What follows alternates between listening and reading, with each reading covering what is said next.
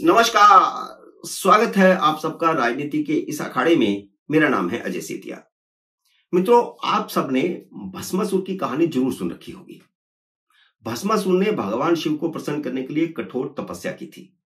अरविंद केजरीवाल की कहानी भस्मासुर से बिल्कुल मिलती जुलती है। केजरीवाल ने भी दिल्ली की जनता का दिल जीतने के लिए कठोर तपस्या की, ऐसा वे दावा करते हैं। सरकारी नौकरी छोड़ने के बाद उन्होंने एनजीओ बनाया, दिल्ली की झुग्गी झोपड़ियों में गए, जनता की समस्याएं सुनी, उन समस्याओं को दूर करने की कोशिश की। वे दावा करते हैं कि वे खुद झुग्गी झोपड़ियों में रहते थे और कई रातें उन्होंने झुग्गी झोपड़ियों में बिताई हैं। असल में केजरीवाल ने बच्चों की कस्में खा खाकर इतने झूठ बोल रखे हैं कि उनके इस दावे पर तो कोई विश्वास नहीं करता। फर्क सिर्फ इतना है कि भगवान शिव की जगह पर आप देवता स्वरूप दिल्ली की जनता को रखिए और भस्मासुर की जगह पर अरविंद केजरीवाल को रखिए, बाकी कहानी हूबहू वही है। भस्मासुर ने भगवान शिव की कठोर तपस्या की और इससे भगवान शिव खुश हुए तो भस्मासुर को दर्शन दिए और वर मांगने को कहा। भस्मासुर ने शिव से किसी भी व्यक्ति को भस्म करने का वरदान मांग लिया कि वह जिसके सिर पर हाथ रखे वह भस्म हो जाए। भगवान शिव ने उनको यह वरदान दे दिया। इसी तरह केजरीवाल की तथाकथित तपस्या से दिल्ली की जनता खुश हुई और उन्होंने उन्हें मुख्यमंत्री बनने का वरदान दे दिया। वह 3 बार मुख्यमंत्री बन चुके हैं। केजरीवाल ने भस्मासुर जैसी ही शक्ति हासिल कर ली। उन्होंने सबसे पहले उस प्रशांत भूषण को निपटाया जिसने आम आदमी पार्टी बनाने के लिए 1 करोड़ रुपए का दान दिया था, इकट्ठा करके नहीं, अपनी पॉकेट से। फिर योगेंद्र यादव, आनंद कुमार, शाजिया इल्मी, कुमार विश्वास, न जाने कितने, एक एक करके सबको भस्म किया। वरदान मिलने के बाद भस्मासुर अहंकारी हो गया था और देवताओं तक पर अत्याचार करने लगा था। केजरीवाल भी अहंकारी हो गया कि अब उसे कोई नहीं मिटा सकता, अब उसे कोई नहीं हरा सकता।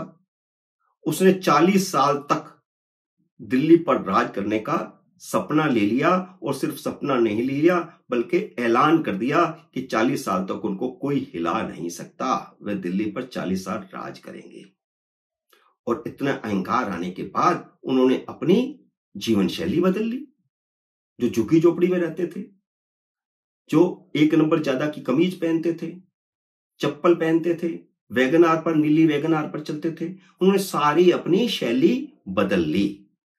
आम आदमी की जगह पर आयाश बन गए।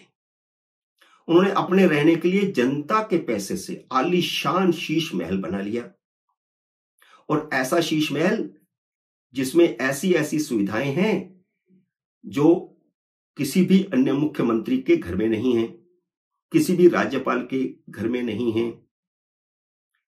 यहां तक कि प्रधानमंत्री के आवास पर भी नहीं है। ऐसे ऐसे उपकरण लगाए गए। देवता स्वरूप दिल्ली की जनता को शराब के नशे में डुबोने के लिए नई शराब नीति बना दी। दिल्ली की जनता को शराब के नशे में डुबोकर करोड़ों रुपए का वारा न्यारा कर दिया। भस्मासुर इतना अहंकारी हो गया था कि उसने भगवान शिव को भी भस्म करने की ठान ली थी। अरविंद केजरीवाल भी इतना अहंकारी हो गए हैं कि दिल्ली की जनता को भस्म करने की कोई कसर नहीं छोड़ रहे। दिल्ली की जनता को अपनी मुट्ठी में रखने के लिए सब कुछ किया और सब कुछ आगे भी कर रहे हैं। भगवान शिव को भस्मासुर से बचाने के लिए, खुद को बचने के लिए गुफा में छुपना पड़ा था और भगवान शिव को बचाने के लिए भगवान विष्णु को पार्वती का रूप धारण करके आना पड़ा था। भस्मासुर को अपने चंगुल में फंसाने के लिए भगवान विष्णु ने उनके साथ नृत्य किया। नृत्य के दौरान भगवान विष्णु ने अपने सिर पर हाथ रखा, जिसकी नकल भस्मासुर ने भी की और इस तरह भस्मासुर अपने ही वरदान से भस्म हो गया। तो केजरीवाल के भस्म होने का समय भी आ गया है। मैं फिजिकली नहीं कह रहा, मैं राजनीतिक तौर पर कह रहा हूं। लेकिन यह तब होगा जब कोई भगवान विष्णु के रूप में प्रकट हो। क्या खुद को विष्णु के अवतार भगवान राम की प्रिय पार्टी कहने वाली भाजपा ये कर पाएगी? क्या वह शिव रूपी दिल्ली की जनता को भस्मासुर रूपी केजरीवाल से बचा पाएगी? केजरीवाल बहुत अच्छी तरह जानते हैं कि भ्रष्टाचार के खिलाफ उनके आंदोलन के कारण वे सत्ता तक पहुंचे हैं। जन लोकपाल का उनका नारा बहुत आकर्षित करने वाला था और वे जानते हैं कि उन्होंने जन लोकपाल बनाया नहीं और भ्रष्टाचार में कांग्रेस के भी रिकॉर्ड तोड़ दिए। कैग की 14 रिपोर्टें छिपा करके बैठे हैं। आप कैसे कट्टर ईमानदार हैं? कैग की रिपोर्टों में तो आपकी ईमानदारी की पोल खोली गई है, उसे सामने लाइए, तब पता चलेगा कि कितने कट्टर ईमानदार हैं। इसलिए दिल्ली की जनता, जो दिल्ली का भगवान है, वह उनसे बहुत नाराज है। लेकिन केजरीवाल बहुत शातिर हैं, शायद भस्मासुर से भी ज्यादा शातिर हैं।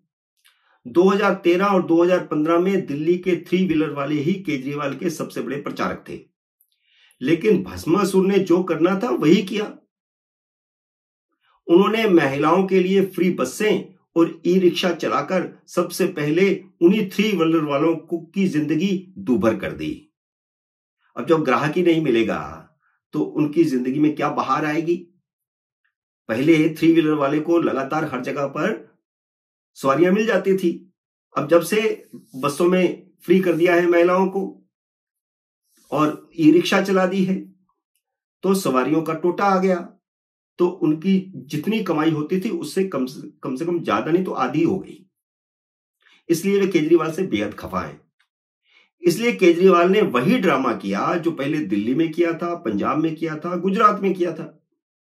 एक बिहारी 3 व्हीलर वाले के यहां गए खाना खाने के लिए, पूरा योजना बनाई गई खाना खाने की, जैसे गुजरात में बनाई गई थी, पंजाब में बनाई गई थी, दिल्ली में भी पहले बनाई गई थी।